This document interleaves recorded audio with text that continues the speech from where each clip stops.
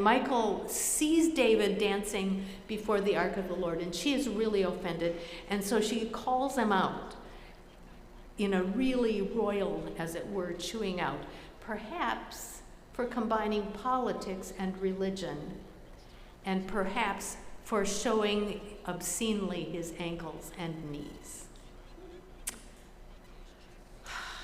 That's the sequel. So, we know that the Ark of the Covenant was possessed of an unspeakable power. The Nazis even believed that it held the key to human existence. Only Indiana Jones himself could keep the Nazis from using it to conquer the world. And his mission was to bring it safely back into the sphere of the Allied powers. There's a lot of intrigue and swashbuckling taking place in 1936, and if we are to believe that movie, the Ark is even today safely stored in a warehouse somewhere in a Great Plains state, protected by bureaucratic anonymity. Or maybe I heard some giggling. Maybe Raiders of the Lost Ark was not a documentary. So where were you when you first saw that movie? Do you remember? I know it took me a long time to decide, okay, I'm going to go see it. Because for the longest time, I thought it was about finding Noah's boat. And I thought, that is so stupid. I mean, Noah's Ark, what's so big about it?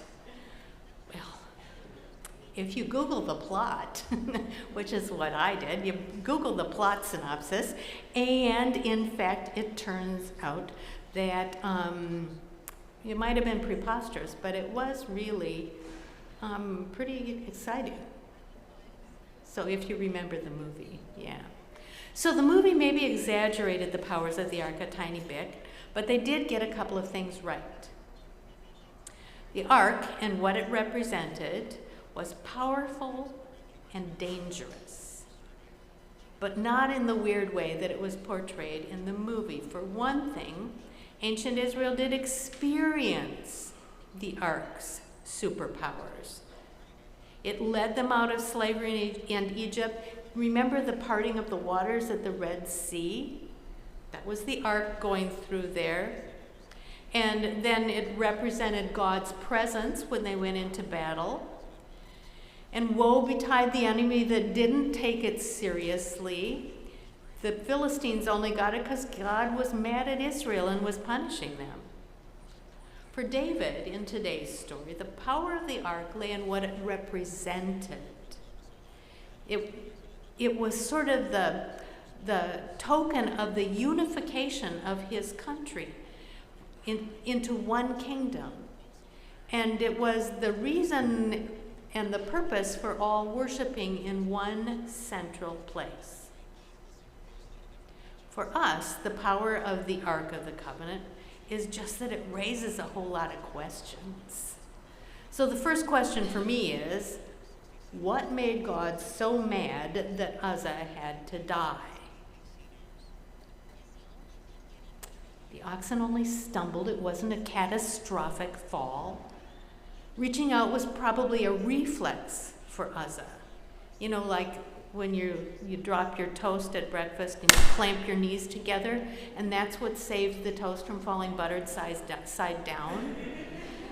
But Uzzah had to die because of his reflex.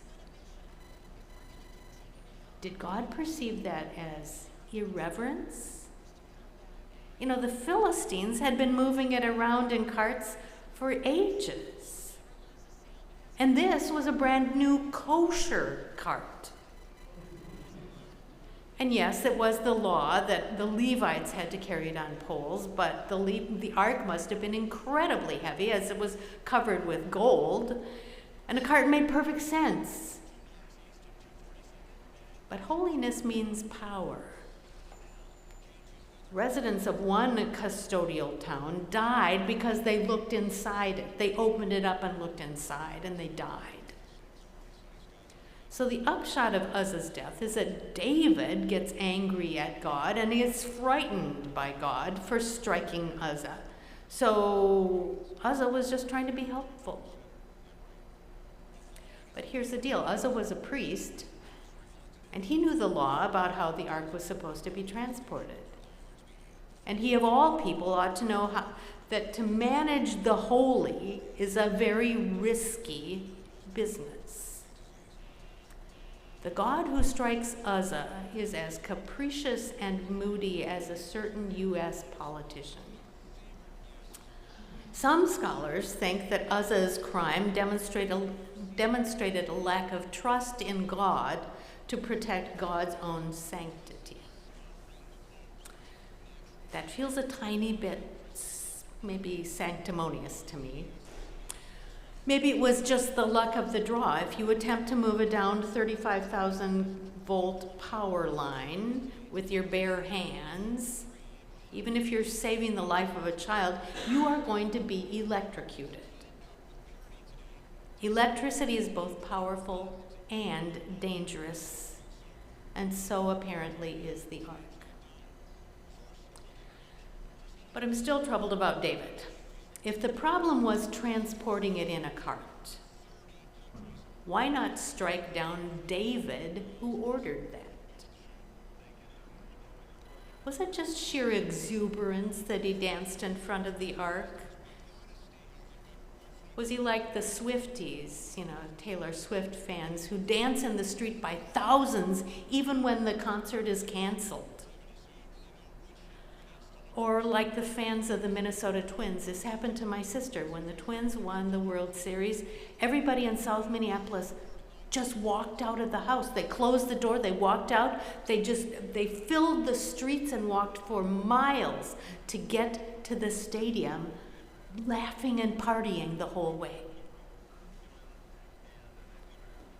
Was David's Ark parade like the extravaganzas that we stage at major party conventions when we're nominating a presidential candidate? As a literary event, this story signals the possibility that God's power in relation to the public shifts to the monarchy. In other words, that it's moving from the judges and prophets to the monarchy. And so by virtue of bringing the ark to Jerusalem, David dances. Maybe is it gratitude? Recognizing the power that God gave to him? Or is it maybe more than a tiny bit of manipulation toward the populace, using religion to validate what turns out to be personal gain?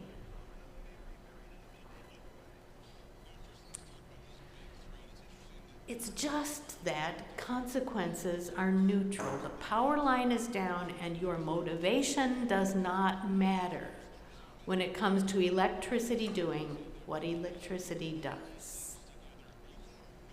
What we've got is a story about humans. And humans are always a mixed bag. Maybe Uzzah's death is just collateral damage, inherent in bringing together religion and politics too closely. The dilemma that David faces is apparently whether to hoard the religious symbols away from the public or to cynically manipulate them for the sake of human power arrangements. Israel is wrestling with understanding the ark as a good luck charm, just as the U.S. wrestles with who gets to assert we are a Christian nation. The dilemma is just slippery. His own intrigue and conniving bring David to a consolidation of the power that God had promised him all the way back there when he was just a shepherd boy in his father's household. The celebration that David undertakes in moving the ark is a political act, as well as an expression of gratitude. The ark, as a symbol of God's presence, carries the defining artifacts of Israel's faith, and yet the contents and symbolism of the ark call people to remember that it's not a piece of furniture to be traipsed around the countryside on a wagon. It is to be carried as tenderly and with such love as you carry a precious child.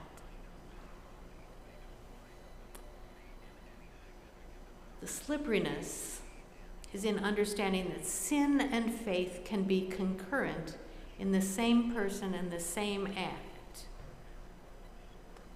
Why did David go get the ark himself, instead of doing what everyone else had always done, namely to call the Levites and have them bring it to him?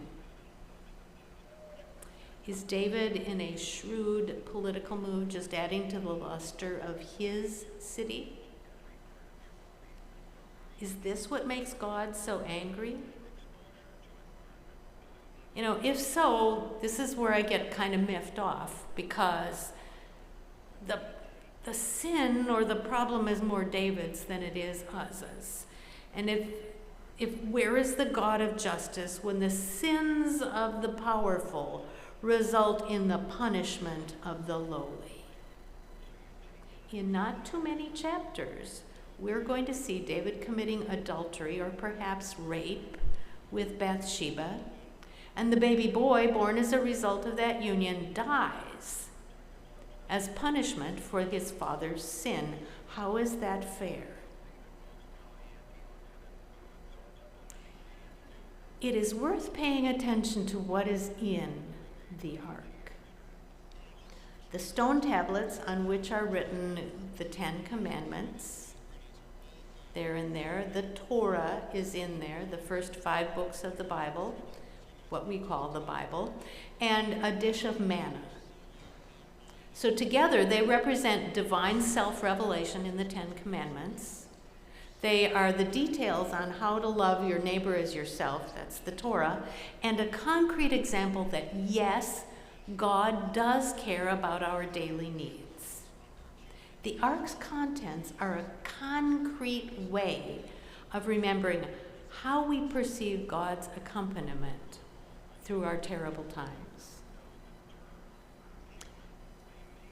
Think of the stained glass window depicting a black crucified Christ that's located in the 16th Street Baptist Church in Memphis.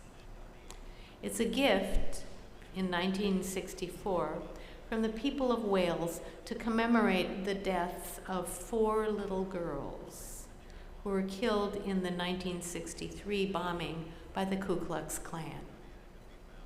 It is the people of Wales asserting the unity of the human family, even and perhaps especially in the times of trial. The issue is whether these commemorations are superstitious nonsense or a testimony to the incontrovertible holiness of holy things. There is that of terror in the holiness of things. This is Annie Dillard. This is what she writes. You may have heard this before. I love this quotation. Why do people in church seem like cheerful, brainless tourists on a packaged tour of the absolute? Does anyone have the foggiest idea what sort of power we blithely invoke? Or, as I suspect, does no one believe a word of it? The churches are children playing on the floor with their chemistry sets, mixing up a batch of TNT to kill a Sunday morning. We should all be wearing crash helmets. Ushers should issue life preservers and signal flares.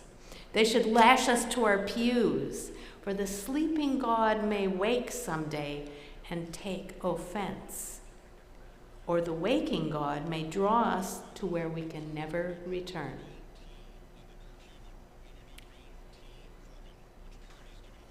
So I wonder if we humans have a need to experience the holy, to help us to remember who we are and whose we are. How do we explain the American fascination with the British royal family?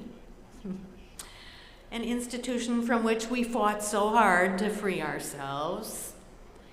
The royal weddings, the funerals, the coronations of Charles and Camilla, the royal personage has always been deemed so holy that it cannot be touched casually.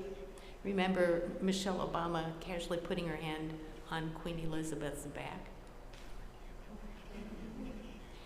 They are so considered to be so holy that they are surrounded by elaborate rituals of etiquette. We claim not to subscribe to that kind of stuff, and yet we know all the names of the British royal family, don't we? Yeah. The closest we come to that sense of holy personage was in the state funeral of Jack Kennedy, if you can remember that far back. Have you noticed? The holiness of solemnity expresses grief like nothing else. Or maybe it's the solemnity of holiness. When I officiated my first funeral at Springwater Presbyterian Church in beautiful rural Estacada, when I officiated at my first funeral there, it was for Barbara Shibley's brother-in-law, Elwyn. We invoked the holy with ritual and with tradition, and it expressed our grief more eloquently than anything else. After the church service, we formed a procession to the cemetery every bit as ceremonious as John Kennedy's. The ashes we placed in Elwyn's horse-drawn buggy.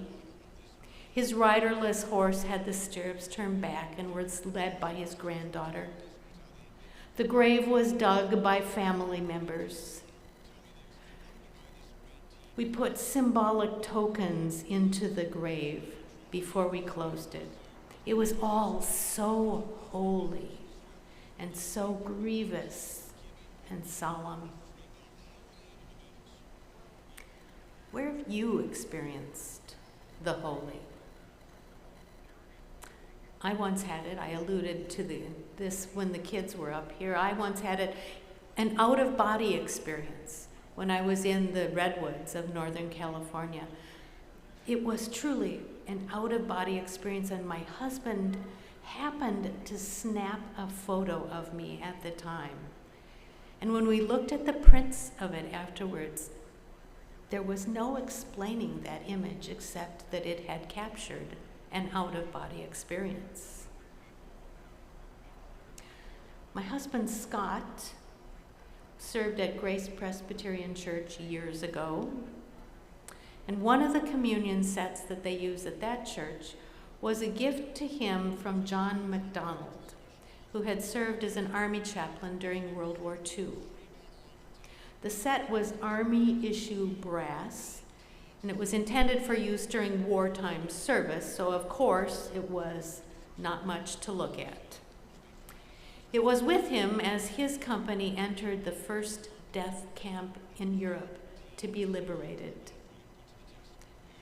After taking stock of the horrors there, the only thing he knew to do was to offer communion to the service personnel who had liberated that place. Men who had seen unspeakable things. He offered the body and blood of Christ in the open air on the hood of his Jeep, using that nondescript cup and plate and cross. Scott said it was plain as plain could be, but still, for him it is the holiest object he has ever used for giving to his brothers and sisters the communion elements. It's the sacrament that makes us one in Christ. You see them every week on your table. Maybe you're not eating them, but you are seeing them, and they are planting themselves in your heart. So the holy, where have you experienced it? And how has it changed you? Amen.